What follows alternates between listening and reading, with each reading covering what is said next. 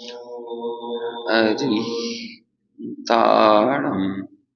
णमो सिद्धाणं णमो आयरियाणं णमो उवझायाण णमो लोये सवसाहूणं मंगलं भगवान् वीरो मंगलं गौतमो गणी मंगलं कुंद कुंदाद्यो जैन धर्मोस्तु मंगलम् सर्वमंगल मांगल्यं सत्कल्याणकारकं प्रधानं सर्वधर्माणां जैनं जयतु शासनम् जैनं जयतु शासनम् येनात्मा बुध्यतात्मैव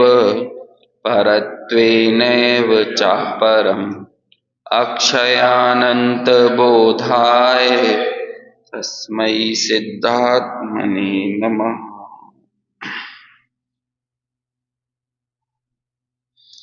श्लोक क्रमांक 120 पर, पेज नंबर 120 पर श्लोक क्रमांक 62 पर अपनी चर्चा चल रही थी कि शरीर आदि में यदि आत्मबुद्धि हो तब तक संसार है और जब उसका अभाव हो तभी मुक्ति है। और अंतरात्मा भी काय, वाक और चेत साम, इन तीनों में मतलब शरीर, मन और वचनों में निरंतर भेद अभ्यास से युक्त होकर प्रवर्तता है, इसलिए वो निरंतर मोक्ष मार्ग में अग्रसर होता है। भावार्थ तक की टीका अपन ने पढ़ लिया था, भावार्थ को पढ़ना था पेज नंबर 121 पर। पहले एक बार और अपनी ये श्लोक पढ़ लेते हैं। स्वबुद्धया यावत् गृह्णीयात् काय वाक् चेतसां त्रयम् संसार तावदेतेषां भेदाभ्यासे तु निर्वृतिः है मेरे मन वचन तन यही बुद्धि संसार इनके भेदाभ्यास से होते भविजन पार। चलिए भावार्थ पढ़ते हैं। जब तक जीव को मन वचन काय में आत्मबुद्धि रहती है उसको आत्मा के अंग समझता है, अर्थात उनके साथ अभेद बुद्धि या एकता बुद्धि करता है, वहां तक वह संसार में परिभ्रमण करता रहता है। परंतु जब उसको मन वचन काय में आत्मबुद्धि का भ्रम मिट जाता है, अर्थात तीनों आत्मा से भिन्न हैं ऐसे निश्चय पूर्वक, तीनों मतलब कौन? मन वचन और काय, ये तीनों आत्मा से भिन्न हैं, जब ये अनुभव करता है, ऐसा निश्चय करता है, तो ऐसे निश्चय पूर्वक अनुभव का अभ्यास होता है, तब वह संसार बंधन से मुक्ति पाता है। स्पष्टीकरण पढ़ते हैं। जहां शरीर आदि पर पदार्थों में आत्मबुद्धि है वहां एकता बुद्धि है। आत्मबुद्धि मतलब क्या होता है? आत्मा मतलब उसमय होना। वैसे आत्मा शब्द हम त्रिकाली गायक भगवान के लिए प्रयोग करते हैं, लेकिन अनेक स्थानों पर आत्म शब्द आता है ना।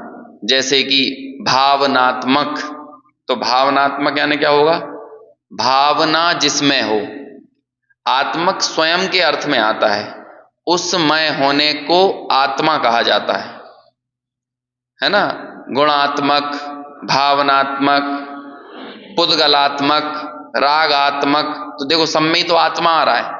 तो अभी आत्मा का मूल वैसे अर्थ क्या होगा संस्कृत के हिसाब से, भाषा विज्ञान में? तो आत्मा यानी उस रूप, उसमय। पुद्गलात्मक क्या हो गया? पुद्गलमय। गुणात्मक क्या हो गया? गुणमय। भावनात्मक क्या हो गया? भावनामय। ऐसे ही यहां पर लिख रहे हैं ना कि आत्मबुद्धि, राग में आत्मबुद्धि, शरीर में आत्मबुद्धि, तो देहात्मक, देह ही आत्मा है, रागात्मक, राग ही आत्मा है, मोह ही आत्मा है। अनादि संसार में यही तो लग रहा है, वचन ही आत्मा है ना? हम तो अपने पुत्र आदि से जुड़े हैं, पत्नी से जुड़े हैं, रिश्तों से, संबंधों से जुड़े हैं, तो क्या हो जाता है भाई, मैं तो अपने आप को पुत्रात्मक महसूस कर रहा हूं।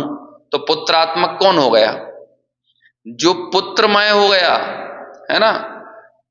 कोई भी जिससे भी हम हमारा संबंध जोड़कर उस मय ही हो जाते हैं, वही कहलाता है उस आत्मक हो जाना, और यही कहलाती है आत्मबुद्धि। तो कहा जहां पर आत्मबुद्धि होती है वहां एकता बुद्धि है, जहां एकता बुद्धि होती है वहां कर्ता भोक्ता बुद्धि अवश्य होती है। आप एकता अनुभव नहीं करोगे तो कुछ करने धरने का भी नहीं सोचोगे। जैसे कि आप यदि विदेश घूमने जाओ तो आप चलो घूमने चले तो गए, लेकिन आप ये नहीं सोचोगे कि यहां पे मैं दुकान खोल लूं, है ना? क्यों नहीं सोचोगे? क्यों कर्ता या भोक्ता बनने का नहीं सोचोगे? बहुत डर डर के कोई भी चीज करोगे, थूकने से पहले भी 10 बार सोचोगे। क्यों? हम हमारे देश में कितने घुले मिले हैं, कुछ भी करने के लिए एकदम क्यों एकदम फ्री महसूस करते हैं, क्योंकि यहां से हम इस मैं अपने आप को महसूस करते हैं और इसमें एकता बुद्धि भी करते हैं। तो जहां पर आत्मबुद्धि हो वहां पर एकता बुद्धि भी होती है, और जहां एकता बुद्धि होती है वहां पर करने और भोगने का भाव भी आता ही है। इसलिए यहां पर कहा कि जहां आत्मबुद्धि पर पदार्थों में है वहां एकता बुद्धि है, जहां एकता बुद्धि है वहां कर्ता भोक्ता बुद्धि अवश्य होती है, और जहां कर्ता बुद्धि है वहां संसार के कारणभूत रागादि भाव अनिवार्य रूप से होते हैं। इस प्रकार शरीर आदि पर पदार्थों में आत्मबुद्धि ही संसार का कारण है, और आत्मा तथा शरीर आदि का भेद विज्ञान पूर्वक दृढ़ अभ्यास ही मुक्ति का कारण है। ही कह के कह रहे हैं, शरीर का और आत्मा का भेद विज्ञान पूर्वक अभ्यास यही मुक्ति का कारण है। मन वचन काय की प्रवृत्ति संसार का कारण नहीं है, क्योंकि वह तो जड़ की क्रिया है, परंतु मन वचन काय संसार का कारण नहीं है, वो तो जड़ का काम है, लेकिन परंतु उसमें आत्मबुद्धि करना, ये मैं हूं, ये वचन बोलने वाला मैं हूं, ये शरीर के हलन चलन करने वाला मैं हूं, ये मन के विकल्प करने वाला मैं हूं, ये मैं पने की जो बुद्धि है ये बंध का कारण है, क्योंकि वह जड़ की क्रिया है, परंतु उसमें आत्मबुद्धि या एकता बुद्धि करना वह संसार का कारण है। प्रस्तुत श्लोक में स्वबुद्धया शब्द से यह बात सूचित होती है। स्वबुद्धया मतलब अपना मानना, उसको निज रूप अनुभव करना। कर्म बंध करने वाला कारण ना तो बहु कर्म योग्य पुद्गलों से भरा हुआ लोक है, ना चलन स्वरूप कर्म है। हमने एक बार ये श्लोक पढ़ा था जिसका ये अर्थ बता रहे हैं ना, कलश क्रमांक 164 समय सार हमने पढ़ा था ना, ये वाला याद आ रहा है कि नहीं, भूल गए? ये हमने देखा था ना कि भाई बंध का कारण जगत में क्या है, कि ये कर्मों से भरा हुआ लोक है, इस कारण हमको बंध हो रहा है, ऐसा नहीं है।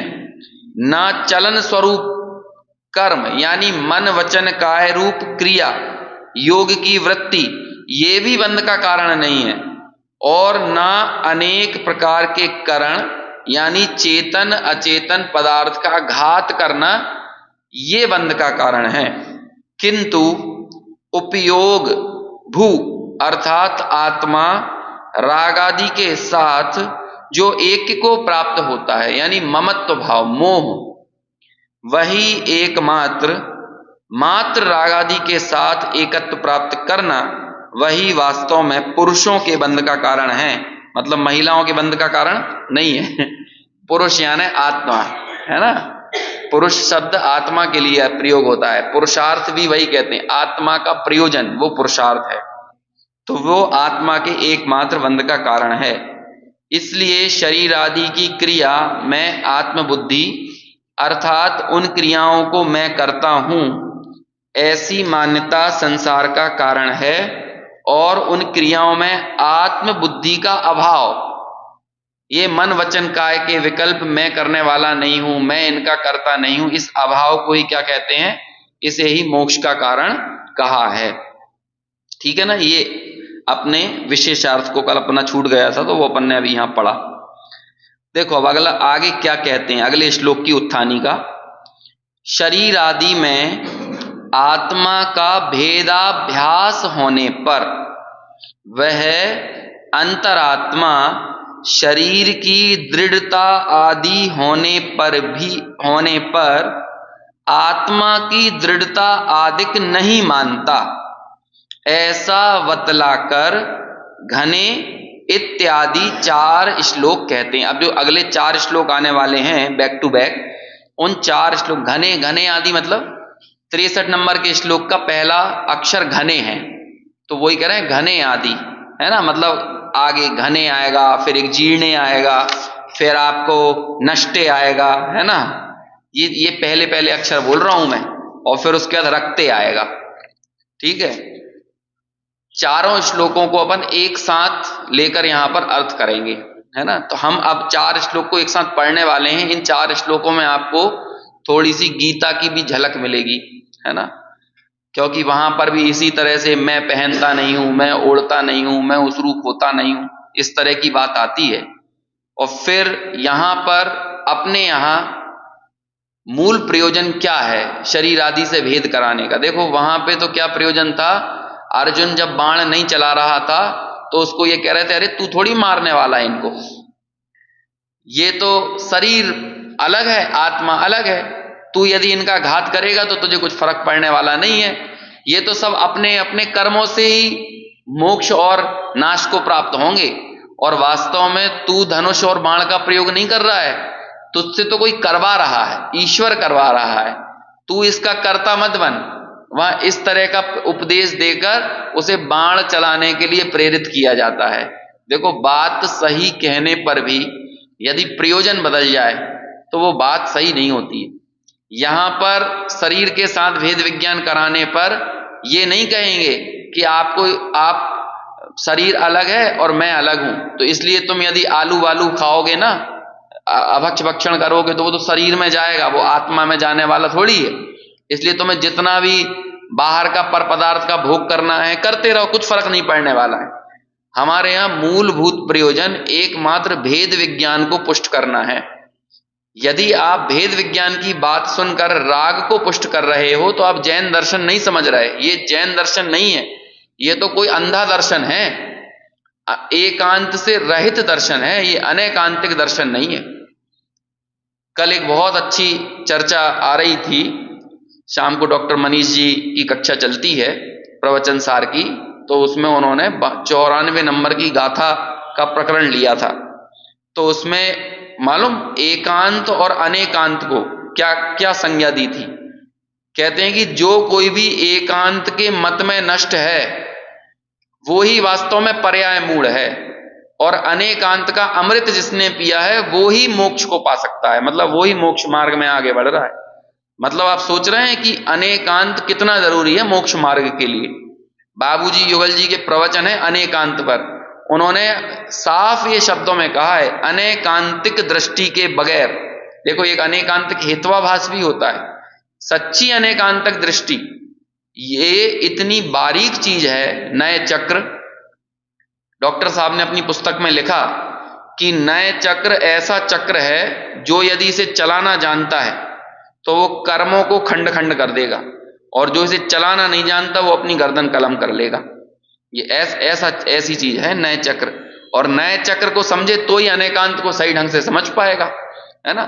तो यदि कोई भेद विज्ञान की बात से अपने वास्तविक प्रयोजन को सिद्ध नहीं करना चाहे, नहीं करे, तो वही भेद विज्ञान की बात उसको गहरे क्या कहते हैं स्वच्छंदता में लेके चला जाएगा, हिंसा में लेके चला जाएगा, व्यभिचार में लेकर चला जाएगा।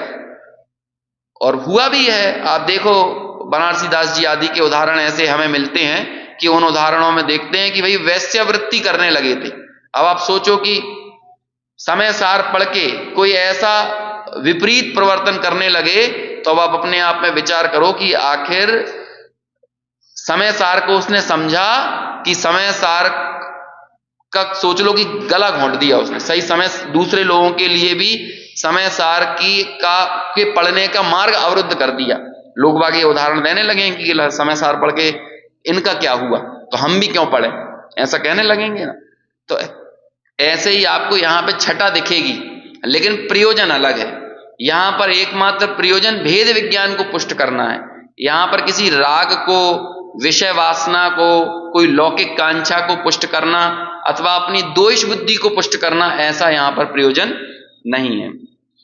तो अपन पढ़ते हैं 4 श्लोकों को, पहले संस्कृत में फिर पद्यानुवाद में, दोनों साथ साथ ये पाठ करते हैं। एक जैसे ही श्लोक हैं, इनका सुर आपको थोड़ा एक जैसा लगेगा, है ना, और साथ ही साथ पद्यानुवाद में भी आप जब पढ़ोगे तो अर्थ भी समझ में आएगा। घने वस्त्रे यथात्मानं ना घनं मन्यते तथा, घने स्वदेहेप्यात्मानं ना घनं मन्यते बुधा। पद्यानुवाद। मोटा कपड़ा पहन कर माने नहीं तन पुष्ट, त्यों बुध तन की पुष्टि से गिने न आत्मा पुष्ट। अगला श्लोक। जीर्णे वस्त्रे यथात्मानं न जीर्णं मन्यते तथा, जीर्णे स्वदेहेप्यात्मानं न जीर्णं मन्यते बुधा। वस्त्र जीर्ण से जीर्ण तन माने नहीं बुद्धिवान, त्यों ना जीर्ण तन से गिने जीर्ण आत्ममतिमान। 65वां श्लोक। नष्टे वस्त्रे यथात्मानं न नष्टं मन्यते तथा, नष्टे स्वदेहेप्यात्मानं न नष्टं मन्यते बुधा। वस्त्र फटे माने नहीं बुद्धिमान तन नाश, त्यों तन नाश से बुध जन गिनते नहीं विनाश। अगला श्लोक। रक्ते वस्त्रे यथात्मानं न रक्तं मन्यते तथा, रक्ते स्वदेहेप्यात्मानं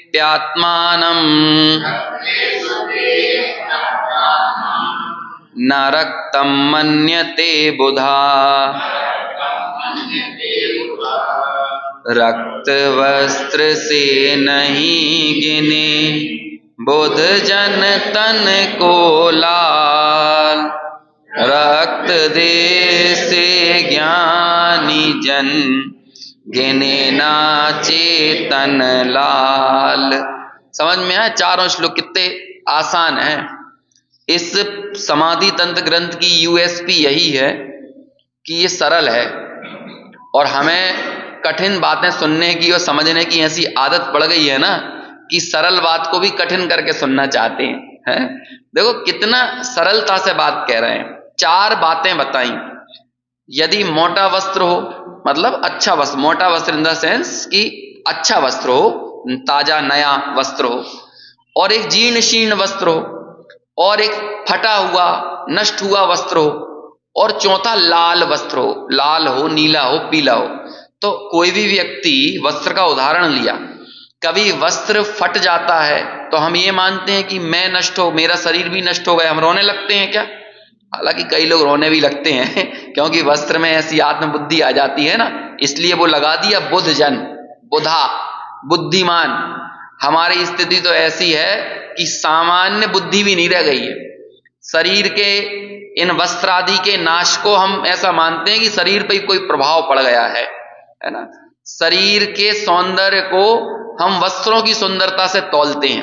आज ये देखो ना कि वस्त्र कितने अच्छे लग रहे हैं, ड्रेसिंग सेंस कितना बड़ा मुद्दा होता है लोगों के लिए। तो ये तो हमारे अंदर एक सामान्य बुद्धि भी नहीं रह गई है। यहां तो कह रहे हैं कि भैया एटलीस्ट आपको शरीर में और वस्त्रों में जैसा निरंतर भेद वर्तता है, वैसा भेद आपको शरीर में और आत्मा में वर्तना चाहिए। शरीर यदि हष्ट पुष्ट हो, मोटी हो, बलशाली दिख रहा हो, शरीर स्वस्थ हो, तो उससे आत्मा स्वस्थ नहीं हो गया।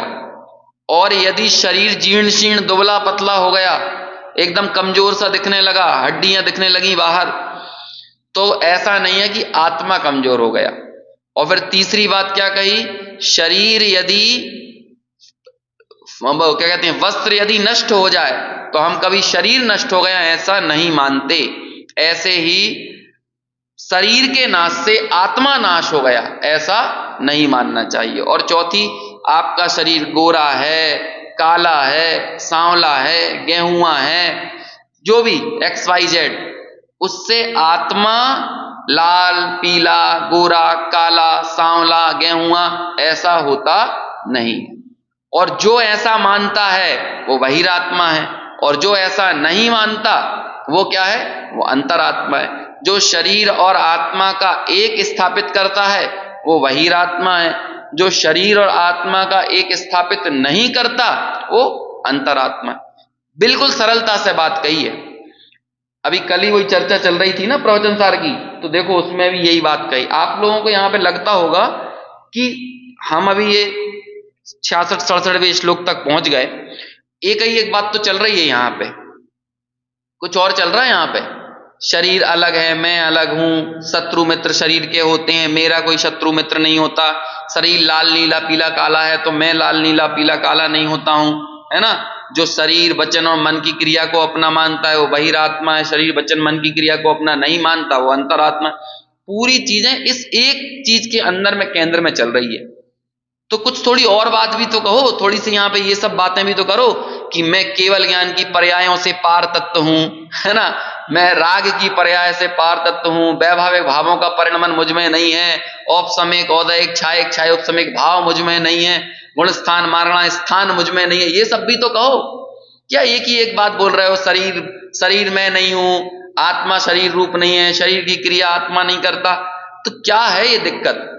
देखो ऐसा है, समय के साथ हम हमारे शास्त्रों में भी देखते हैं जो टीका करने की विशेष पद्धतियां विकसित हुई ना, खास तौर से 6वीं 7वीं शताब्दी के बाद जब अकलंक देवाचार्य हुए, फिर उसके बाद श्लोक वार्तिक लिखा विद्यानंदी स्वामी ने, फिर बाद में और अमृत चंद्राचार्य हुए, जयसेनाचार्य हुए, इन सब लोगों ने की टीकाओं में बात तो वही थी लेकिन भाषा थोड़ी अलंकारिक हो गई, भाषा थोड़ी विशेषणों वाली हो गई, है ना। थोड़े से उपमाएं ज्यादा दी जाने लगी। पद्म प्रमलधारी देव को आप देखो, मतलब इतनी उपमाएं, इतनी अलंकारिक भाषा। तो हमें जब वो उपमा और अलंकारों का मजा आने लगा ना, तो हम मूल बात पर हमारी दृष्टि चली गई। जबकि मूल बात यही है कि हम लोगों को सबसे पहले में पहला काम यदि कुछ करना है तो क्या करना है कि मैं देह नहीं हूं। आचार्य पूज्यपाद की यही भाषा शैली है। आप चाहे इष्टोपदेश को पढ़ो, चाहे समाधि तंत्र को पढ़ो, यहां तक कि आप आचार्य पूज्यपाद की टीका सर्वार्थ सिद्धि को पढ़ो, वहां पर भी ज्यादा कठिनाई नहीं मिलेगी। बहुत मूल बात, एकदम क्या कहते हैं, सीधे जो निशाने पर लगने वाली बात है ना, वो बात करते हैं। अब देखना, यही बात को मैं यहां से पढ़ के बताता हूं आपको अमृत चंद्राचार्य की शैली में। कल ये चर्चा चली तो मैंने एकदम से मेरा ध्यान गया कि देखो, और ये बात मेरे बहुत दिनों से ख्याल में भी आ रही है कि कुछ और बात ही नहीं कर रहे हैं, एक ही एक बात, मैं शरीर नहीं हूं, आत्मा शरीर रूप नहीं है, शरीर का परिणमन स्वतंत्र है, आत्मा का स्वतंत्र है, शत्रु मित्र शरीर के होते हैं, आत्मा के नहीं होते, यही बात तो चल रही ना निरंतर। देखो यहां पे पढ़ता हूं मैं, गाथा क्रमांक 94 नंबर की गाथा है ना। देखना, शरीर और आत्मा को एक मानना, इसके लिए क्या कह रहे हैं अमृत चंद्राचार्य, जो जीव पुद्गलात्मक असमान जातीय द्रव्य पर्याय को, देखो 4 पर्याय होती हैं, है ना। अब तो कल ये चर्चा निकली तो एकदम से मेरा ध्यान इस तरफ गया। अब बात यही है, लेकिन थोड़ी सी अलंकारिक भाषा में है ना। जो जीव पुद्गलात्मक असमान जाति द्रव्य पर्याय को, जो पर्याय होती है ना वो 4 प्रकार की होती हैं। गुणों की 2 पर्याय होती हैं और 2 द्रव्यों की पर्याय होती हैं। गुणों की 2 पर्यायों को बोलते हैं स्वाभाविक पर्याय और वैभाविक पर्याय, और द्रव्य की 2 पर्यायों को बोलते हैं समान जाति पर्याय और असमान जाति पर्याय। ठीक है, समान जाति पर्याय क्या होती है, जैसे कि परमाणु परमाणु के बीच में बंद होना, स्कंद स्कंद का जुड़ना, ये क्या कहलाता है, समान जाति पर्याय, क्योंकि दोनों द्रव्य एक ही जाति के हैं और वो दोनों जब जुड़ते हैं तो समान जाति कहलाते हैं। और असमान जाति क्या कहलाएगा, जब जीव और पुद्गल 2 द्रव्य भिन्न थे और दोनों का जब बंधन होता है तो ये कहलाता है असमान जाति पर्याय। गुणों की पर्याय कैसी, कि जब ज्ञान गुण जैसे है वो अपना स्वाभाविक परिणमन करके केवल ज्ञानादि रूप हो जाए तो ये क्या कहलाता है, स्वाभाविक पर्याय। फिर इसके भी 2 भेद हो जाते हैं, स्वभाव अर्थ पर्याय, विभाव अर्थ पर्याय, है ना। स्वभाव व्यंजन, विभाव व्यंजन, अभी उन्हें उसे छोड़ दो। और विभाविक परिणमन क्या होता है कि अपूर्ण अवस्थाएं या विभाविक दशाएं, जैसे राग रूप परिणमन होना, द्वेष रूप परिणमन होना, क्रोधादि रूप परिणमन होना, मति श्रुतादि रूप परिणमन होना, ये सब कौन सा परिणमन कहलाता है, जो औदैहिक भावों के निमित्त से परिणमन होता है वो कौन सा परिणमन है, वैभाविक। 4 पर्याय हैं। अब लेकिन यहां पर देखो क्या कह रहे हैं, असमान जाति द्रव्य पर्याय। 3 पर्यायों को तो याद भी मत करना अभी आप, कौन सी पर्याय को अकेला याद करना है, सिर्फ असमान जाति द्रव्य पर्याय। और असमान जाति द्रव्य पर्याय कौन सी, जीव पुद्गलात्मक, मतलब कौन सी, अरे ये दिख रही है ना, ये असमान जाति, क्योंकि असमान जाति द्रव्य पर्याय 4 प्रकार से व्यक्त होती है। कैसे व्यक्त होती है, या तो नरक में या तिर्यंच में या देव में या मनुष्य में, बस। और हमारी पहली चुनौती क्या है, इससे भेद विज्ञान करना है। केवल ज्ञान से भेद विज्ञान कैसे करोगे, केवल ज्ञान होना तो चाहिए पहले, है। और हम लोगों को बस पहले ही, अरे मैं केवल ज्ञान से भी पार हूं, मैं राग, वो भी बात सही है जब दृष्टि, अरे मतलब वो इसलिए कहा जाता है कि आत्मा को लक्ष्य बनाओ, केवल ज्ञान को लक्ष्य मत बनाओ, तब उसे केवल ज्ञान आदि पर्यायों से भी पार। हमारी चुनौती लेकिन सबसे बड़ी क्या है, अभी एकत्व बुद्धि तो यहां पड़ी हुई है, इसका कर्ता मैं अपने आप को मान रहा हूं, और इसके एकत्व को देखो क्या कह रहे हैं। अब देखना, ये वाला शब्द आप सुनोगे तो आपको तुरंत समाधि तंत्र में एक बार बार प्रयोग में आया है, अविद्या के संस्कार, अविद्या के संस्कार, बहुत ज्यादा ये वाला शब्द प्रयोग में किया, पहले टीका में भी आया है, मूल गाथा में भी, श्लोकों में भी आया है। अब देखो क्या लिखते हैं, जो कि सकल अविद्याओं की एक जड़ है। क्या बोल रहे हैं, सकल जितनी भी दुनिया में अविद्या होती है ना, उन सारी अविद्याओं की जड़ क्या है, जीव और पुद्गलात्मक असमान जाति द्रव्य पर्याय, उसको एक मानना। ये दुनिया की जितनी अविद्या हो सकती हैं उन सब अविद्याओं की एक जड़ ये है। आपको लगता है कि क्रोध भी एक अविद्या है तो उसकी जड़ भी है, आपको लगता है मान एक अविद्या है तो उसकी जड़ ये है, माया है ना, लोभ, हिंसा, झूठ, आपको दिख रहा है ना। देखो हिंसा का उपदेश दे रहे हैं, कैसी विद्या है ये, झूठ का उपदेश दे रहे हैं, कैसी विद्या है, चोरी का उपदेश दे रहे हैं, कैसी विद्या है, माया कुशील का उपदेश दे रहे हैं। दुनिया में यही उपदेश चल रहा है, इन 9 चीजों के अलावा 10वां उपदेश नहीं है दुनिया में, आप गौर से जाकर समझ लेना। मिलेगा आपको ये चीजें। अच्छा, एग्रीकल्चर की पढ़ाई करने जाते हैं बच्चे, क्या सीखते हैं? मेडिकल की पढ़ाई करते हैं, क्या सीखते हैं? क्या सीखते हैं? अरे चलो हम हमारी फील्ड में आते हैं, पत्रकारिता की पढ़ाई करते हैं तो क्या सीखते हैं? झूठ बोलना, बड़ा चढ़ाकर बातें बताना। आप जितना ज्यादा महिमा मंडित करके चीजों को प्रस्तुत करते हो, आप उतने अच्छे पत्रकार हो। और ये ट्रेनिंग दी जाती है, आप जितना माल मसाला लगा सको, जितना छोटी सी चीज को सनसनीखेज बना सको, उतना ज्यादा आपकी पत्रकारिता चमकेगी, है ना। झूठ सबसे ज्यादा बिकने वाली चीज है, लोगों को भी झूठ में ही मजा आता है। और आप लिमिट से ज्यादा जब बोलने लगते हो ना, तो झूठ ही बोलते हो ज्यादा। इसलिए ज्यादा विशेषणों में, अलंकारों में उलझने की जरूरत नहीं है। यदि हम अलंकारों का, विशेषणों का, उदाहरणों का मजा ले रहे हैं ना, तो हमें कहीं ना कहीं वो झूठ का रस पड़ा हुआ है, क्योंकि उसमें मैं नहीं हूं। देखो, प्रवचनों में भी यदि एक लिमिट से ज्यादा शास्त्र को आपने एकदम गौण कर दिया और लिमिट से ज्यादा उदाहरण आने लगे, लिमिट से ज्यादा समालोचनाएं आने लगी, वो ऐसा करते हैं, वो ऐसा करते हैं, वहां ऐसा हो रहा है, यहां ऐसा हो रहा है, ये झूठ है। और हमें भी मजा आने लगा उसमें, तो हमें झूठ में मजा आने लगा। अभी ये बताओ, ये अपन जो बातें पढ़ रहे हैं, 4 पद आए, 4 पद में जो मूल उपदेश दिया, वो उपदेश तो हमें पकड़ में ना आए। अब आप हमसे ये अपेक्षा करो थोड़ा खुलासा करो। अब ये जो खुलासा होगा ना, लिमिट से ज्यादा खुलासा, वो झूठ है। और फिर हमें मजा भी उसमें आने लगेगा। मैं थोड़ा सा और उदाहरण देने लगूंगा, थोड़ा सा और बताने लगूंगा, हम और आपकी थोड़ी सी क्रियाओं के ऊपर समालोचनाएं करने लगूंगा। फिर उन समालोचनाओं में हमें रस किसका आता है? हमें रस समालोचनाओं का आता है। हमें दूसरे लोग दिखने लगते हैं, आत्मा दिखना बंद हो जाता है। तुरंत दूसरे दिखते हैं। देखो, वो आदमी भोगों में ऐसा लगा है, वो आदमी शादी विवाह में ऐसा उलझा हुआ है, वो रिश्तों में ऐसा उलझा है। हम दिखना बंद हो गए। और जब आपको स्वाध्याय में खुद दिखना, हम अपने आप को देखना बंद कर देते हैं ना, तो स्वाध्याय उसी समय नष्ट हो जाता है।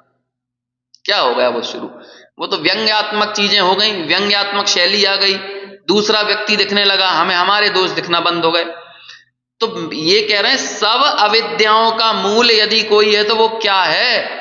कह रहे हैं असमान जाति द्रव्य पर्याय का आश्रय लेना, असमान जाति द्रव्य पर्याय को एक मानना, ये ही मैं हूं ऐसी स्वीकृति, ये सब अविद्याओं का मूल है। और ये अविद्या के संस्कार कब से पड़े हुए हैं? कब से हैं? यह अनादि से, अनादि अविद्या के संस्कार से। हमने पढ़ा ना पहले। देखो अभी आगे, अभी अमृत चंद्राचार्य का तमाचा देखो अब आप, है ना। वो तो सीधे सीधे बोल रहे हैं। अभी क्या है, 500 सालों में आदमी में थोड़ा सा छल ज्यादा आ गया। तो पूज्यपाद आचार्य तो शांति से चीजें बता रहे थे, तो हमें समझ में नहीं आई। अब 500 साल बाद अमृत चंद्राचार्य हुए उनके, और हम अमृत चंद्राचार्य के भी 1100 साल बाद बैठे हुए हैं। तो हमारे अंदर कितना छल आ गया है, अब ये सोचो। तो हमें झकझोरने के लिए भले दिगंबर मुनिराज, दिगंबर आचार्य, क्या कहते हैं, वन खंडादि में विचरण करने वाले निर्वस्त्र दिगंबर संत, या फिर 6ठे 7वें गुण स्थान में झूलने वाले, स्वसंवेदन में झूलने वाले मुनिराजों की ऐसी वाणी कैसे निकल सकती है? आप ये शब्द सुनोगे तो कहोगे कि हमारे साधु परमेष्ठी ऐसा कैसे बोल सकते हैं? देखो क्या कहेंगे, उसका आश्रय करते हुए, मतलब असमान जाति द्रव्य पर्याय का आश्रय करते हुए, यथोक्त हमने क्या किया? असमान जाति की एकता करी ना, आश्रय लिया, तो हमने क्या किया? यथोक्त जो बताया जा रहा है, क्या बताया जा रहा है? आत्म स्वभाव। यथोक्त आत्म स्वभाव की संभावना करने में, मतलब आत्म स्वभाव को स्वीकृत करने में, हमने इस आत्म स्वभाव की संभावना को नकार दिया। मैं आत्मा हूं, इस बात को स्वीकार करने की संभावना पर हमने क्रॉस लगा दिया। और जब हमने ऐसा किया तो क्या किया? देखो फिर से पढ़ता हूं, पहले शब्द से पढ़ता हूं।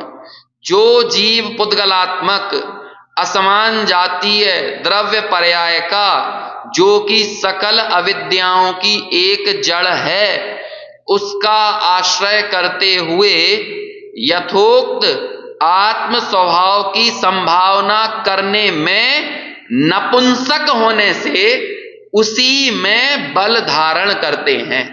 काय में बल धारण करते हैं? असमान जाति द्रव्य पर्याय में बल धारण करते हैं। हम हमारी ताकत कहां दिखाते हैं? देखो इसमें थोड़ा सा और सरल भाषा में है, ये डॉक्टर साहब की है ना, वो समय के साथ भाषा बदलती जाती है। अभी ये वाली हिंदी बचनिका जयचंद जी छावड़ा की 200 साल पुरानी है ना।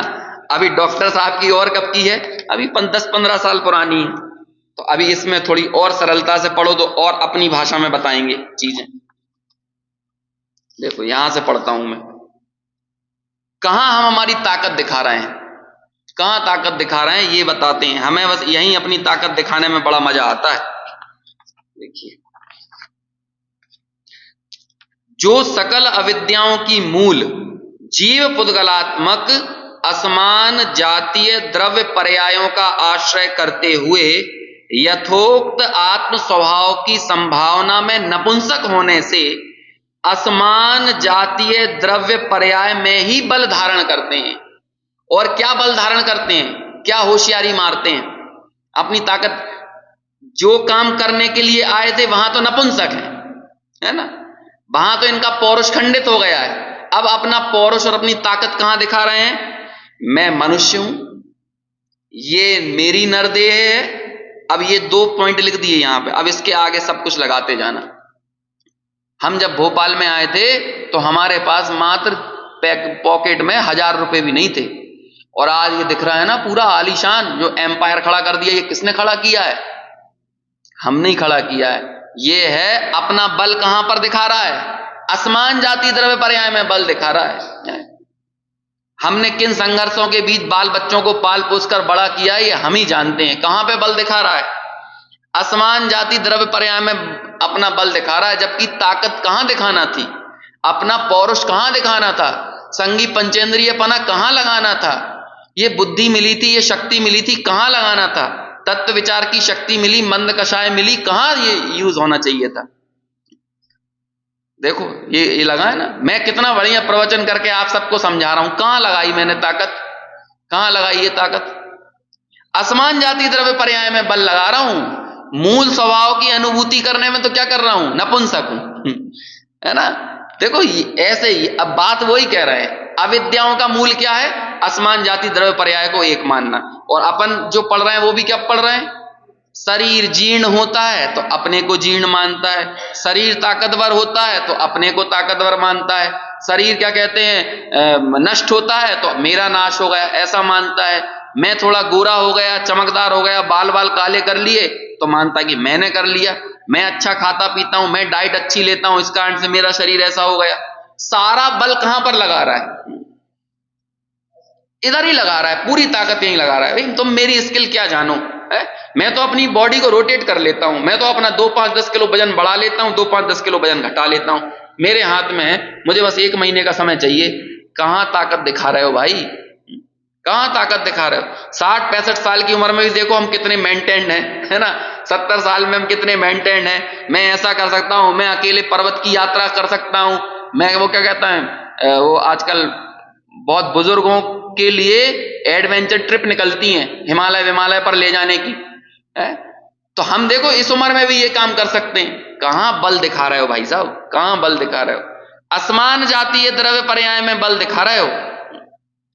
जबकि तुम्हें अपना बल, अपनी ताकत, अपना पुरुषार्थ कहां दिखाना चाहिए था, भेद विज्ञान करने में। मैं शरीर नहीं हूं, मैं देह नहीं हूं, और आत्म स्वभाव की संभावना की स्वीकृति करने में।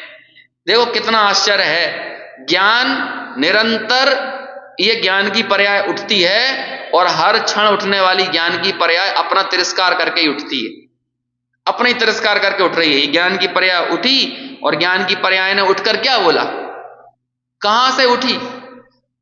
मैंने एक बार शायद ये उदाहरण दिया था कि ये ज्ञान की पर्याय किसका खा रही है, ज्ञायक भाव की तो है। मैं उदाहरण दिया था मैंने कि पत्नी हो और पैसा तो किसका लेकर आए, पति का, और क्लबों में दूसरे पुरुषों के साथ नाचे, तो क्या कहोगे उसे। क्लबों में जाकर वो पैसा किसका है, पति का, वो संपत्ति किसकी है, उसके पति की, लेकिन वो नाच किसके साथ रही है, मगन किसमें है, अपने पति का तिरस्कार करके आती है। अरे तुम तो कछु नहीं जानते हो, तुम में तो दिमाग ही नहीं है, हैं? आज दुनिया इतनी मॉडर्न हो रही है और तुम बिल्कुल ऐसे के ऐसे रखे हो, ऐसा बोल के आ रही है पति से तो घर पे। उसकी बात बात में बात काटती है और बस तिजोरी में से पैसा निकाला। तिजोरी तो नहीं चलती है आजकल, तो क्रेडिट कार्ड और डेबिट कार्ड चलते हैं, वहां से क्रेडिट और डेबिट कार्ड को स्वेप कर रही है और नाच किन के साथ रही है? पराये लोगों के साथ नाच रही है, जो उसके हैं नहीं, उस स्वरूप है नहीं, और अपनी शेखी बघार रही है। देखो मैं कितनी एडवांस हूं, मैं कितनी मॉडर्न हूं, महिला सशक्तिकरण हो गया। ऐसे ये पर्याय का सशक्तिकरण है या पर्याय का पराभव है? कि जो पर्याय, जो ज्ञान की पर्याय त्रिकाली ज्ञायक से उठ के बाहर आई और उठकर बोलती क्या है? क्या बोलती है? ये पुद्गल मेरा है, ये वाणी मेरी है, ये शरीर मेरा है। इसको पूरी ताकत कहां लगा रही है? वो पूरा बल कहां पर लगा रही है? वो ज्ञान की पर्याय उठकर असमान जाति द्रव्य पर्याय को निज मानने में अपनी पूरी ताकत लगा रही है, और ये उसका पराभव है, ये उसका सशक्तिकरण नहीं है। तुझे मालूम नहीं है कि एक दिन तेरी ये जो स्वरूप संपदा को नष्ट करने की जो वृत्ति है ना, ये तेरे को उस दशा में लेके चली जाएगी जहां तेरे को अक्षर के अनंत विभाग ज्ञान बचेगा। स्वरूप संपदा को नष्ट कर लिया हमने आज, हमें पुरुषार्थ तो करना था कहीं और हमने उसे निरंतर अपने स्वरूप की संभावना से इंकार करके उसमें तो नपुंसक हुए और अपना बल कहां पर प्रदर्शित किया? असमान जाति द्रव्य पर्याय में। मैं मनुष्य हूं, मेरी यह नरदेह है, इस प्रकार के अहंकार ममकार में ठगे गए हैं। क्या हुआ? ऐसा अहंकार और ममकार करके क्या हुआ? हम ठगे गए हैं, हम ठगा रहे हैं। उस औरत को यह पता नहीं है कि वो क्लबों में दूसरों के साथ नाच के वो ठगा रही है, वो संपन्न नहीं हो रही। ऐसे ही ज्ञान की पर्याय इस असमान जाति द्रव्य पर्याय में अहम करके ठगा रही है, वो अपनी वृद्धि नहीं कर रही है। यदि वो अपने ज्ञायक भाव में लगती तो वो केवल ज्ञान को प्राप्त करती, लेकिन अभी वो जहां पर लग रही है ना, वो अपने ज्ञान का पराभव करने के लिए आगे बढ़ रही है। और देखो आगे क्या कहते हैं, निरर्गल एकांत दृष्टि वाले वे लोग, जो मैं अभी बोल रहा था ना, एकांत और अनेकांत की विशेषता वाली बात आई थी। निरर्गल एकांत दृष्टि वाले वे लोग अविचलित चेतना विलास मात्र आत्म स्वभाव से च्युत होकर, देखो अभी ये थोड़ी अलंकारिक भाषा आ गई, विशेषणों वाली भाषा आ गई। हमें लगने लगेगा, क्या लगेगा हमें इसमें? हाँ, इसे समझेंगे तो स्वाध्याय हुआ, इसे समझने में स्वाध्याय नहीं है। यहां भी वो ही बोला जा रहा है कि असमान जाति द्रव्य पर्याय मतलब इस शरीर और आत्मा में भेद विज्ञान करो, लेकिन थोड़ी विशेषणों वाली भाषा, थोड़ी अलंकारिक भाषा। और पूज्यपाद आचार्य वही बात सिंपली कह रहे हैं, सिंपल बात समझ में नहीं आती है। सबसे कठिन है आसान साहित्य लिखना आज के समय में सबसे कठिन है आसान बातें करना, सबसे मुश्किल काम है आसान बातें, आसान साहित्य, आसान फिल्में बनाना। ये तो फिल्मकार बोलते हैं, सरल फिल्म बनाना सबसे कठिन काम है। ट्रिकी चीजें बना देना तो बहुत आसान है। आपने बुद्धि की गुत्थियों में उतरकर, किसी पर्टिकुलर आदमी में विशेष बुद्धि हो सकती है ना, लेकिन सब लोग उस चीज को कैसे समझेंगे? किसी भी ज्ञान का सर्वसामान्यीकरण कब हो सकता है? कोई बात सबके समझ में कब आ सकती है? जब वो आसान हो। और आप देखोगे हमारी पूरी परंपरा को, आचार्य कुंद ने आसान बातें ही कही है, आसान भाषा में कही है। हमारे पूर्वाचार्यों ने प्राकृत भाषा को क्यों चुना था? क्योंकि नेचुरल भाषा थी, जन सामान्य को लकड़हारे से भी बात कर लो आप उस भाषा में, है ना। इसलिए प्राकृत यानी नेचुरल, उसे इसलिए तो प्राकृत बोलते थे। संस्कृत की जटिलताओं में आप जब उलझ जाओगे तो आपको थोड़ा सा कठिनता का सहारा लेना पड़ेगा, अलंकारिक भाषा लिखना पड़ेगा, छंदों का, अलंकारों का, विभक्तियों का, इन सब का ज्ञान होना आपके लिए बहुत जरूरी हो जाएगा। ठीक है ना। देखो फिर आगे क्या कहते हैं, अविचलित चेतना विलास मात्र आत्म व्यवहार से च्युत होकर समस्त क्रियाकलाप को छाती से लगाने रूप मनुष्य व्यवहार का आश्रय करके अपने क्रियाकलापों को क्या करते हैं? छाती से चिपका के घूम रहे हैं। इतनी प्रॉपर्टी कमा ली, इतना धन कमा लिया, बाल बच्चों को ऐसे पाल लिया, मेरी घड़ी, मेरा मकान, मेरी दुकान, मेरे गहने, मेरी ज्वेलरी, मेरा पोर्टफोलियो, मेरा म्यूचुअल फंड, समझ में आया? मेरी जमीन, लगाते जाओ आप। इसे कहां? ये छाती पे है। इसीलिए आदमियों का अटैक ज्यादा आता है क्यों? क्योंकि आदमियों की छाती पे बहुत बोझ है ना, ये सारी चीजों को यहां पर रख के बैठे हैं। हालांकि महिलाओं के भी अपने बोझ हैं, उनकी अपनी तकलीफें हैं, उनके अलग अलग उलझने हैं उनकी, लेकिन दोनों ही कर क्या रहे हैं, दोनों ही असमान जातीय द्रव्य पर्याय की क्रियाकलाप को छाती से लगा के घूम रहे हैं। छाती से लगाने रूप मनुष्य व्यवहार का आश्रय करके रागी द्वेषी होते हुए पर द्रव्य रूप कर्म के साथ युक्त हो जाने से पर समय होते हैं या पर समय रूप परिणमित होते हैं। पर समय मतलब क्या हुआ, अज्ञानी होते हैं, मिथ्या दृष्टि होते हैं, बहिरात्मा होते हैं। देखो बात वही थी लेकिन थोड़ी सी अलंकारिक भाषा में थी। और मुझे तो क्या ये पूरी टीका मैंने पढ़ दी, लेकिन मुझे तो आपको इतना बताना था, सकल अविद्याओं का मूल, सारी अविद्या कहीं से यदि शुरू होती है तो कहां से शुरू होती है, देह को निज रूप मानने से, शरीर वचन और मन की क्रिया को अपना मानने से, शरीरात्मक होने से, मनात्मक होने से, वचनात्मक होने से। वचनात्मक मतलब वचन ही मैं हूं, शरीर ही मैं हूं, मन के विकल्प ही मैं हूं। और उन सब चीजों का निषेध करने के लिए यहां पर ये 4 श्लोक कहे हैं। अभी तो हमने सिर्फ इनका सामान्य पाठ किया, इनका विशेष अर्थ जो है अपन आगे समझेंगे। देखो ये याद किए जा सकते हैं, आपको बस 4 शब्द याद करना है, घने, जीर्णे, नष्टे और रक्ते। कौन कौन से शब्द हैं, घने, जीर्णे, नष्टे और रक्ते। बाकी सब जगह पूरा श्लोक एक सही है, बस आपको एक जगह एक श्लोक में घने रख देना है, एक में जीर्णे रख देना है, एक में नष्टे रख देना और एक में रक्ते रख देना। जैसे देखो मैं एक श्लोक खोला हूं और इसको ही पढ़ूंगा तो सब आ जाएंगे इसमें। घने वस्त्रे यथात्मानम ना घनम मन्यते तथा। अब यहीं पे आपको घने की जगह क्या रख देना है, जीर्णे। जीर्णे वस्त्रे यथात्मानम न जीर्णम मन्यते तथा। ऐसे यहां पर क्या रख देना है, रक्ते रख देना है।